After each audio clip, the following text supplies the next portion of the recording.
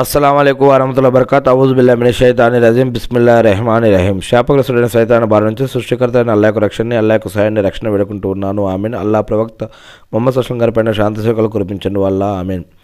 స్వర్గానికి 8 ద్వారాలు లేదా 8 గేట్లు, 8 ఎంట్రన్స్లు ఉంటాయని అల్లాహ్ సుబ్హానహు వ తఆలా తెలియజేశాడని ప్రవక్త ముహమ్మద్ సల్లల్లాహు అలైహి గారు తెలియజేస్తున్నారని చెప్పడం జరుగుతూ ఉంది ఇస్లాంలో.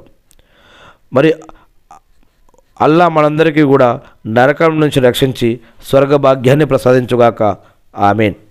ఈ యొక్క 8 ద్వారాలు బాబా అల్ సలాహ్ మరియు యుద్ధం చేసిన వారు, చారిటీ దాన ధర్మాలు చేసిన వారు, మరియు రయ్యాన్ బాబుర్ రయ్యాన్ అంటే ఉపవాసం ఉన్నవారికి, మరియు అత్తౌబా క్షమాపణలు కోరేవారికి, అల్ గ్రేస్ అంటే ఇతరులను క్షమించేవారికి, మరియు అల్ మతవికాలెన్ అంటే అల్లాపై దృఢంగా నమ్మకం ఉంచి ఆయన ఆజ్ఞలు పాటించేవారికి, మరియు అల్ జికర్ అంటే అల్లాని అనునిత్యం అనుక్షణం తలుచుకునేవారికి, దీక్ష చేసేవారికి, మరి తమ ప్రార్థనలో సమయపాలన పాటించేవారు మరియు శ్రద్ధ వహించేవారికి అల్లా ఒక ద్వారాన్ని ఇస్తాడు.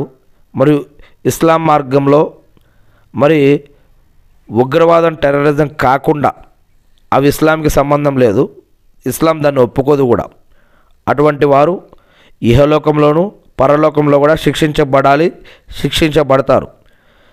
అది కాకుండా తమ యొక్క ప్రాణాలను మరి మంచి మార్గంలో మంచి కోసం త్యాగం చేసిన వారు, ఇకపోతే అల్లా మార్గంలో దాన ధర్మాలు చేసి సదకా ఖైరాతులు చేసేవారికి, మరియు ఇంకొక విషయం అల్లా అనుగ్రహం పొందడానికి నిజాయితీగా ఉపవాసం ఉన్నవారు, మరి రంజాన్లో నెల మొత్తం ఉపవాసం ఉన్నవారు, మరియు ఇతర దినాలలో మరి సున్నత ప్రకారం నఫిల్ ప్రకారం ఉపవాసాలు అవి కూడా ఉండవచ్చు అల్లా వాళ్ళు. ఇకపోతే ఉపవాసం ఉండేవారికి ప్రత్యేకమైనటువంటి ద్వారం రయ్యాన్ అనేది. మరియు ఇంకొక ద్వారం అల్లా వైపు హృదయపూర్వకంగా పశ్చాత్తాపపడి తమ యొక్క చర్యలకు పశ్చాత్తాపపడి దానివైపు తిరిగి మరి ఆ పశ్చాత్తాపం చెందిన తర్వాత మళ్ళీ ఆ పని చేయకుండా ఆగిపోవటం, చెడు పనులు చేయకుండా ఆగిపోవటం, ఇటువంటి వారికి కూడా ప్రత్యేకమైనటువంటి ద్వారం. మరియు ఇతరులను క్షమించే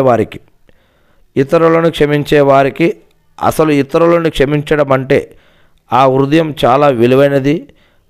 మరియు అల్లా పట్ల భయం, భక్తి, గౌరవం, మర్యాదతో అల్లా ఖురాన్లో చెప్తున్నారు, మీకేదైనా నష్టం, కష్టం, బాధ, ఇబ్బంది అయితే కనుక మీరు దానికి సంబంధించిన ప్రతీకారం అంతవరకు